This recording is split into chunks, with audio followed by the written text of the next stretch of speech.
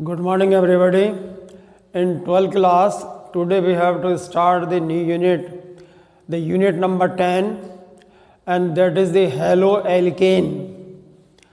So, from this unit, the study at your home and the teaching process now will change. What is actually the difference between the inorganic and organic? In the organic chemistry, we have to prepare about the structure and the Lewis formula about the organic compound. So, in this way, everything should be written in a form of the structure. Then we can study easily about the organic chemistry. So, यहाँ से आपके अब पढ़ने का जो तरीका है वो थोड़ा सा चेंज होगा.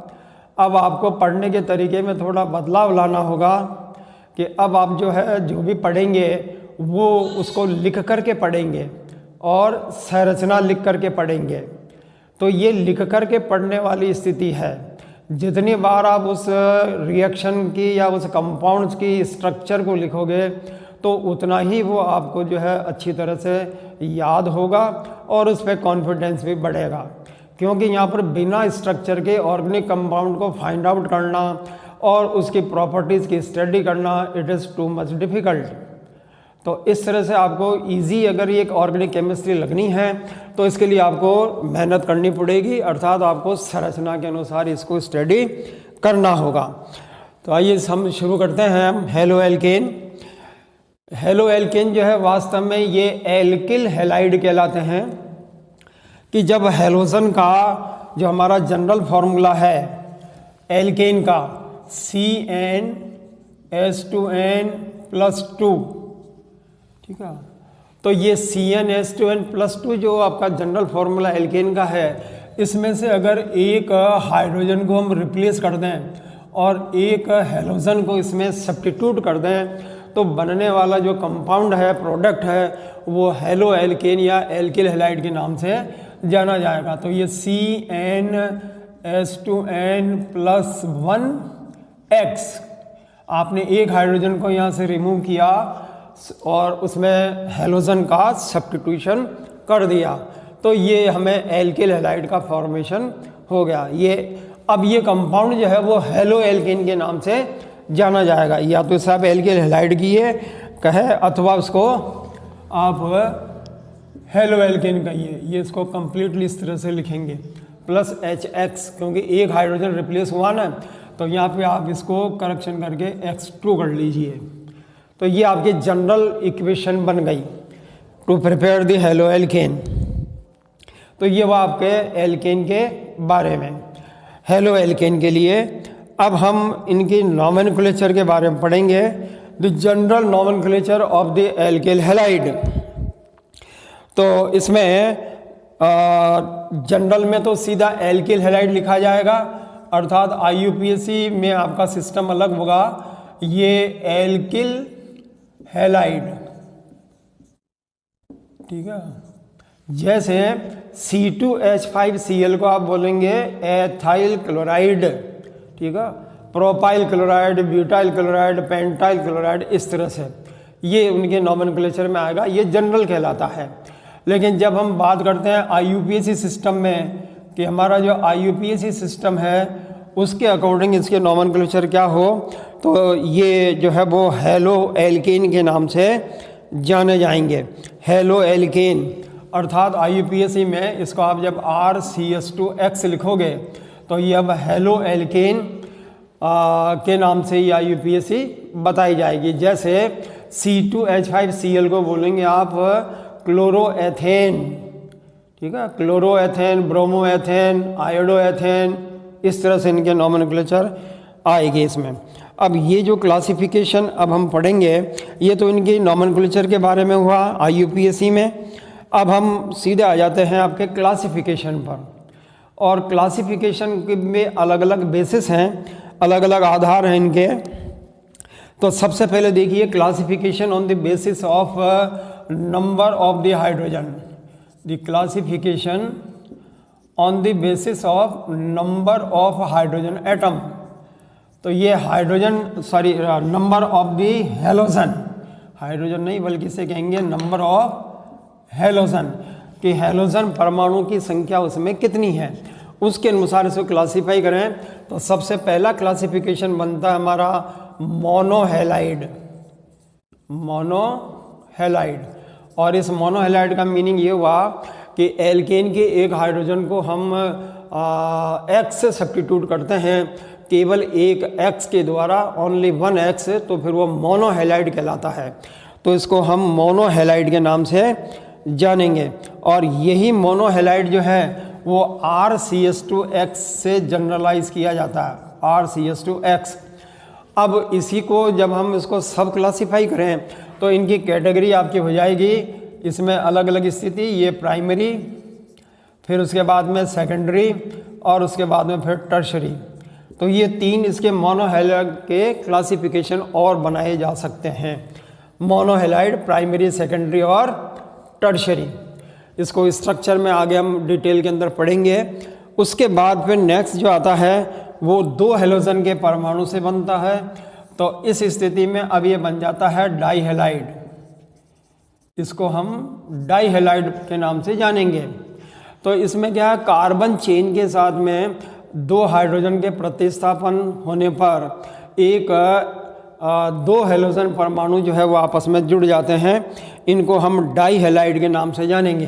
तो इसको जनरलाइज करेंगे RCHX2, RCHX2। ये RCH2X मोनोहेलाइड है, डाइहेलाइड का जनरल फॉर्मूला हो गया RCH2X2। अब ये जो RCH2X है इसको फिर हम सब क्लासीफाई करें तो इसको हम तीन अलग अलग कैटेगरी में इसको डिवाइड कर सकते हैं। सबसे पहले स्थिति इसको हम बोलते हैं विस डाइहेलाइड, विसिनिल डाइहेलाइड। और इस विसिनिल डाइहेलाइड का मतलब ये होता है कि जो हमारे हेलोजन दो परमाणु हैं वो दोनों ही उस कार्बन चेन के क्रमागत कार्बन पर जुड़े हुए हों, जैसे ये X और ये X है। ठीक है, देखिए अब यहीं से हमारी स्ट्रक्चर शुरू हो गई कि बिना स्ट्रक्चर के हम इस डाइहेलाइड को बता नहीं सकते। तो ये विसिनिल डाइहेलाइड जो है वो नियरेस्ट जो आपके रेगुलर ऑर्डर में जो कार्बन चेन आती है उसमें X का जो है वो सब्स्टिट्यूशन होता है। जैसे ये 1 2 या फिर 2 और 3 ये रेगुलर ऑर्डर में होता है। तो ये क्रमागत दोनों कार्बन के ऊपर जब एक एक हेलोजन का सब्स्टिट्यूशन हो तो उसे हम बोल देते हैं विसिनिल डाइहेलाइड। उसके बाद में हम आते हैं नेक्स्ट कैटेगरी में जिसको बोलते हैं हम जैम डाइहेलाइड। ये जैम डाइहेलाइड कहलाते हैं। जैम डाइहेलाइड में क्या होता है, होता तो डाइहेलाइड है लेकिन ये दोनों ही जो हेलोजन एटम हैं ये किसी एक ही कार्बन पर उपस्थित होंगे। जैसे यहाँ पर देखिए ये X और X, तो दोनों हेलोजन क्या हुआ, एक ही कार्बन पे हो गए, इसलिए इसको बोलते हैं हम जैम डाइहेलाइड। या तो ये क्या इन बिटवीन भी हो सकते हैं या ये टर्मिनल भी हो सकते हैं, सिरे पे भी हो सकते हैं और इन बिटवीन भी ये हो सकते हैं। उसके बाद एक तीसरी कैटेगरी आती है, इसको हम बोलते हैं alpha omega, alpha omega dihalide. इसमें आपके न्यूनतम परमाणु जो कार्बन है वो 4 होने चाहिए। तो एक हेलोजन इस एल्फा पे, ये एल्फा, बीटा, गामा और ये ओमेगा, ये एल्फा और ये हमारा हो जाएगा ओमेगा। तो इसको हम एल्फा ओमेगा डाइहेलाइड के नाम से जानेंगे। तो ये डाइहेलाइड का क्लासिफिकेशन इस प्रकार से आप बता सकते हैं, जैम और विसिनिल डाइहेलाइड। जहाँ तक बात आती है ट्राइहेलाइड के बारे में तो उसमें 3 कार्बन वो हो जाएंगे। नंबर 3 इसमें आपका फॉर्मूला हो जाएगा RX3। ठीक है, RX3 जैसे क्लोरोफॉर्म, आइडोफॉर्म, ब्रोमोफॉर्म, ये सभी जो ट्राइहेलाइड्स के नाम से जाने जाएंगे। तो जब कार्बन चेन में कंपाउंड में 3 हेलोजन एटम सब्स्टिट्यूट हों तो उसे हम ट्राइहेलाइड के नाम से जानेंगे। और उसके बाद में जो 4th कैटेगरी है वो है आपकी टेट्राहेलाइड। ये टेट्रा, तो टेट्राहेलाइड के अंदर क्या होता है कि ये जैसे इसका एक जनरल फार्मूला ये 1 कार्बन चेन है, कार्बन टेट्राक्लोराइड, कार्बन टेट्राक्लोराइड, एक ही कार्बन पर। इनकी संख्या बहुत कम होंगी। जैसे जैसे हैलोजन के परमाणु की संख्या कंपाउंड में इंक्रीज होती चली जाती है तो फिर बहुत कम विकल्प हमारे पास में शेष रहते हैं और उनके कंपाउंड बहुत ही रेयर बनते हैं। तो ये स्थिति आपके बन जाएगी classification on the basis of the number of the halogen present in the carbon chain. Now the next classification that is the position of halogen in carbon chain. ये हमारे क्लासिफिकेशन का दूसरा तरीका है जिसमें हम कार्बन चेन में position का पता लगाते हैं कि ये जो हैलोजन है वो इस कार्बन चेन के कौन सी स्थिति में है।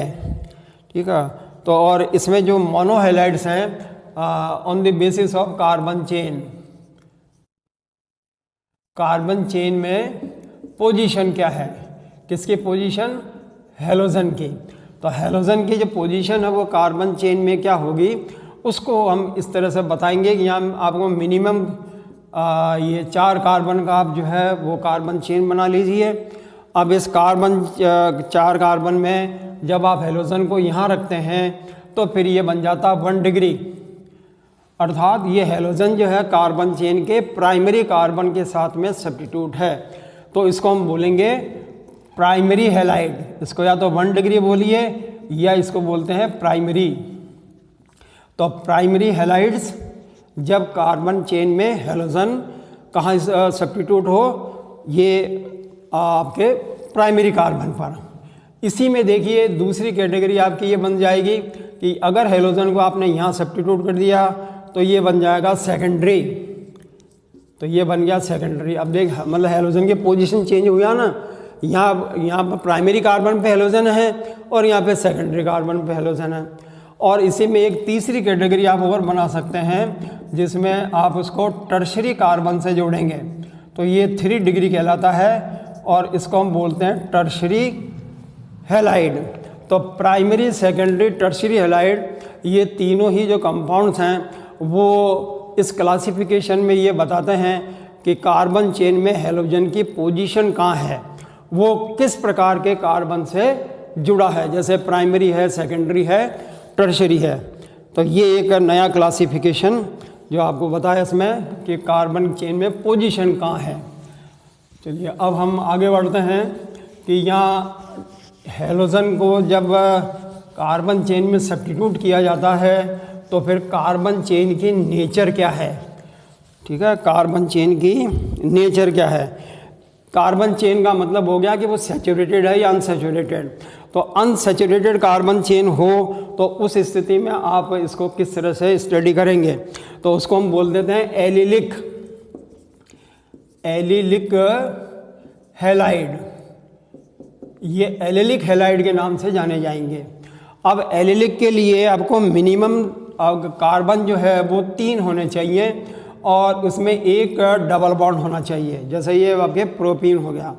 तो प्रोपीन के जो हैलाइड्स कंपाउंड्स हैं वो एलिलिक हैलाइड के नाम से जाने जाएंगे। तो एलिलिक में अनसैचुरेशन का करैक्टर डेवलप हो जाता है। तो यहाँ आप देख रहे हैं कि ये CH2 और उसके बाद में अब यहाँ पे इसको आपने जोड़ दिया X है। ठीक है, तो ये यहाँ पे 1, 2 और 3, तो ये हैलोजन परमाणु जो है वो सिरे पे जुड़ा हुआ है, डबल बॉन्ड कार्बन से नहीं, इस बात को आप ध्यान रखिए। तो उसको बोलते हैं हम एलिलिक हैलाइड। तो एल्कीन में जब हैलोजन का परमाणु sp3 कार्बन से अटैच हो तो उसे हम एलिलिक बोलेंगे, ये एलिलिक हो गया। ठीक इसी तरह से यहाँ जब एरोमेटिक वाली स्थिति में पहुँचेंगे आप, अर्थात ये एरोमेटिक तो नहीं है बल्कि ये एक डबल बॉन्ड यहाँ पे आपके हेक्सागोन में है, तो और इसके जो कार्बन है इस कार्बन से जो है वो X यहाँ पे जुड़ा हुआ है।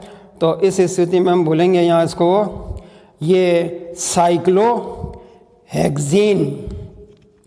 साइक्लोहेक्सीन, अर्थात ये sp3 संकरित कार्बन पर हैलोजन का पोजीशन, तो ये साइक्लोहेक्सीन कहलाएगा। इसमें एक दूसरी कैटेगरी और आ जाती है, इसको हम यहाँ पे बोल देते हैं कि जब कार्बन चेन बेंजीन वलय में अर्थात ये बेंजीन में अल्टरनेट ट्रिपल बॉन्ड होने चाहिए। और CH2X यहाँ पे जो हेलोजन है वो आपके sp से जुड़ा हुआ है, ठीक है, कार्बन परमाणु जिसका संकरण sp3 है, तो वो तो आपके साइक्लोहेक्सिन बन गया। और यहाँ पे ये बेंजेनॉइड कंपाउंड हो गया, तो यहाँ पे CH2X, ठीक है, इसको बोलते हैं बेंजाइल क्लोराइड। क्या बोलेंगे इसको? Benzyl chloride. और जब आप इसको इस पोजीशन में स्टडी करेंगे जिसमें sp2 कार्बन से जब सीधा ही X जुड़ा हो, अब आपके सामने ये 1, 2 और 3 ये 3 स्ट्रक्चर हैं, ये तीनों ही कंपाउंड जो है वो अलग अलग तरह के हैं। ये तो हमारा हेक्सीन, ठीक है, साइक्लोहेक्सीन। अब यहाँ पे जब आ जाते हैं तो ये आपके क्लोरोबेंजीन के नाम से जाना जाएगा, क्लोरोबेंजीन। और इसको हम बोलेंगे बेंजाइल क्लोराइड। यहाँ X sp2 से जुड़ा हुआ है, यहाँ पे X जो है ना वो sp3 से जुड़ा हुआ है। ये दोनों में डिफरेंस है। जो हमारा पेरेंट कंपाउंड वो तो बेंजीन है दोनों में, लेकिन दोनों की नोमेनक्लेचर अलग अलग बताई जाएगी। इसी तरह से आपके ये इनको तो बोलेंगे हम एरिल हैलाइड और इसको बोलेंगे बेंजाइल हैलाइड। तो एरिल और बेंजाइल हैलाइड, ये क्लासिफिकेशन के बारे में और इनके नोमेनक्लेचर के बारे में आपने पढ़ा कि नोमेनक्लेचर कितनी तरह से इसको हम बता सकते हैं, ये आपने स्टडी की है। अब हम कार्बन चेन में CH बॉन्ड की जो है वो नेचर को देखते हैं, the nature of CH bond. CH bond की जो नेचर क्या है, तो आप देख रहे हैं कि यहाँ पर C और X की जो इलेक्ट्रोनेगेटिविटी है उसमें काफ़ी डिफरेंस होता है। और ये जो कार्बन के साथ में ये जो आपके शेयर्ड पेयर है ये X की ओर अट्रैक्ट हो जाएगा, और जब ये X की तरफ अट्रैक्ट होगा तो फिर हमारे पास में ये पोलैरिटी डेवलप हो जाएगी। तो कार्बन जो कार्बन चेन का है ये पॉजिटिव चार्ज और जो X है वो नेगेटिव चार्ज। इस तरह से हम देखते हैं कि ये जो एल्किल हैलाइड में जो CH बॉन्ड होता है वो पोलर कोवलेंट बॉन्ड होता है। पोलर कोवलेंट का मीनिंग हो गया कि इसमें डाइपोल फॉर्मेशन होता है, पॉजिटिव और नेगेटिव। तो इस तरह से इसमें पार्शियल आयोनिक करैक्टर जो है वो डेवलप हो जाते हैं।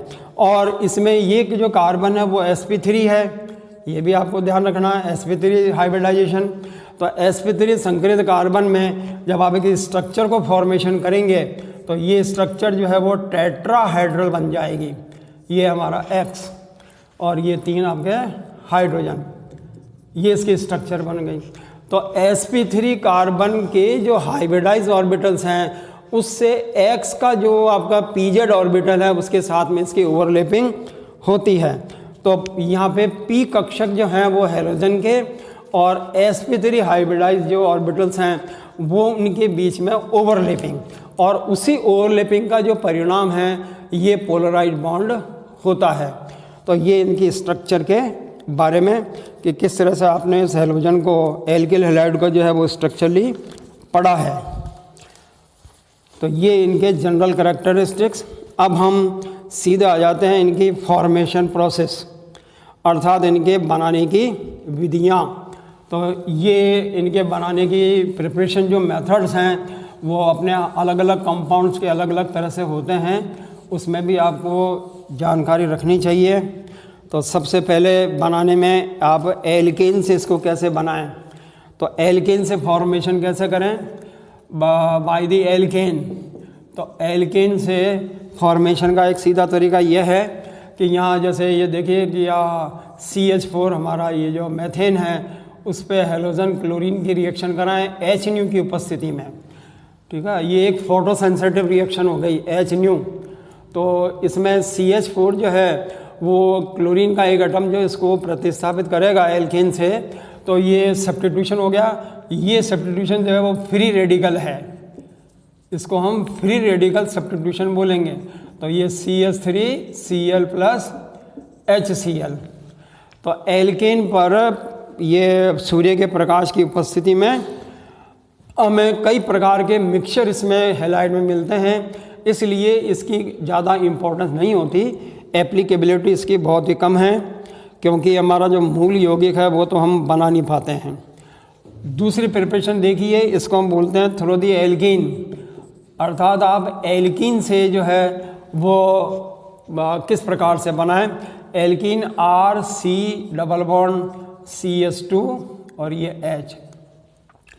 अब यहाँ पर आपका हो गया एडिशन, तो एडिशन ऑफ द HX, इसको हम बोलेंगे addition of hydrohalide acid on the alkene. तो इससे ये RCH, ये CH2, अब क्या होगा यहाँ पर कि ये डबल बॉन्ड जो है उसका होमोलाइसिस हुआ, बॉन्ड डिसोसिएशन, तो हेलोजन जो है वो यहाँ होगा और हाइड्रोजन सब्स्टिट्यूट यहाँ हो जाएगा। तो ये एल्कीन पर मार्कोनिकॉफ के रूल रेगुलेशन के अकॉर्डिंगली HX का एडिशन होता है, योगात्मक अभिक्रिया होती है और उसी योगात्मक अभिक्रिया से हमें ये एल्किल हैलाइड प्राप्त होते हैं और ये मार्कोनिकॉफ प्रोडक्ट है। एक इसमें होता है एंटी मार्कोनिकॉफ, तो एंटी मार्कोनिकॉफ में इस रिएक्शन का आप यूँ बताइए RCH डबल बॉन्ड CH2, यहाँ HBr की रिएक्शन है और ये जो है किसी परऑक्साइड की उपस्थिति में होगा, ROR परऑक्साइड। तो जब ये परऑक्साइड फॉर्मेशन में होता है तो हमारी बॉन्डिंग जो नेचर है वो अलग हो जाएगी, ये CH2। अब यहाँ पे टर्मिनल एल्केन प्राप्त हो जाएंगे, ये टर्मिनल, अर्थात यहाँ पे देखिए कि हेलोजन जो है वो नंबर 1 कार्बन से अटैच हो रहा है, मार्कोनिकॉफ के प्रोडक्ट में हेलोजन जो है वो नंबर 2 कार्बन से अटैच होता है। ये दोनों के बीच में डिफरेंस है, तो ये परऑक्साइड इफेक्ट का प्रोडक्ट है और ये मार्कोनिकॉफ का प्रोडक्ट है, दोनों में डिफरेंस है ये। तो ये आपका एल्कीन से फॉर्मेशन कैसे करें। इसके बाद हम आते हैं अब एल्कोहल। एल्कोहल जो है वो है इसके प्रिपरेशन की कि आप एल्कोहल से जो है वो हैलाइड कैसे बनाएं। The preparation of alkyl halide by the alcohol. तो देखिए एल्कोहल RCH2OH और इस पे आप HX का सब्स्टिट्यूशन कराइए। तो एल्कोहल पर HX की रिएक्शन कराएं और ये रिएक्शन जो है वो आपके एनहाइड्रस ZnCl2 की उपस्थिति में होती है। यहाँ RCH2X और प्लस ये H2O, ये H2O यहाँ से एलिमिनेट होना जरूरी है और ये H2O इस एनहाइड्रस ZnCl2 के द्वारा एब्जॉर्ब हो कर लिया जाता है। इसको हम ल्यूकेस रिएजेंट के नाम से भी जानते हैं। और जब इसकी क्रियाशीलता की बात आती है तो यहाँ पे ये HCl, HBr और एक आपका HI, ये 3 हेलो एसिड हैं। इन तीनों हेलोजन एसिड में सबसे ज़्यादा जो एक्टिव है रिएक्शन जो फास्ट होगी वो HI के साथ में और HCl के साथ में सबसे न्यूनतम मात्रा में पदार्थ प्राप्त होगा, उत्पाद प्राप्त होगा। और जहाँ तक इसकी कार्बन चेन की बात आती है तो यहाँ पे ये 3 डिग्री, 2 डिग्री और 1 डिग्री, अर्थात ये हमारा एल्कोहल जो वो टर्शरी है, सेकेंडरी है या प्राइमरी है। तो जब ये टर्शरी की तरफ रिएक्शन इंक्रीजिंग ऑर्डर में है तो ये तो हेलोजन एसिड के सापेक्ष में इसकी जो क्रियाशीलता और ये एल्कोहल जो हमारा आपके टर्शरी है, सेकेंडरी है, प्राइमरी है, उसके अनुसार इसकी एक्टिविटी। तो ये रिएक्शन जो है वो एल्कोहल से किस तरह से बना है। इसी कैटेगरी में एल्कोहल के अंदर एक रिएक्शन और आ जाती है, उसमें RCH2OH की रिएक्शन जो है, अगर आप SOCl2 इसको बोलते हैं थायोनिल क्लोराइड, तो थायोनिल क्लोराइड ये डार्जन रिएक्शन के नाम से भी जानी जाती है। इस रिएक्शन की अपनी एक विशेषता है कि RCH2 जो है ये Cl प्लस SO2 और प्लस HCl, ये दोनों ही गैसियस प्रोडक्ट हैं। तो ये दोनों गैसेस जो है वो बाहर निकल जाएगी और हमें एल्किल हैलाइड जो है वो शुद्ध अवस्था में प्राप्त होगा। तो एल्किल हैलाइड विशेषतया जो आपके क्लोरो डेरिवेटिव है उसको बनाने की ये सबसे उपयुक्त अभिक्रिया हो सकती है। इसी तरह से आप इस एल्कोहल पर PCl3, देखिए एल्कोहल से हम कई तरह से बना सकते हैं। RCH2OH पर PCl3 और एक है आपका PCl5।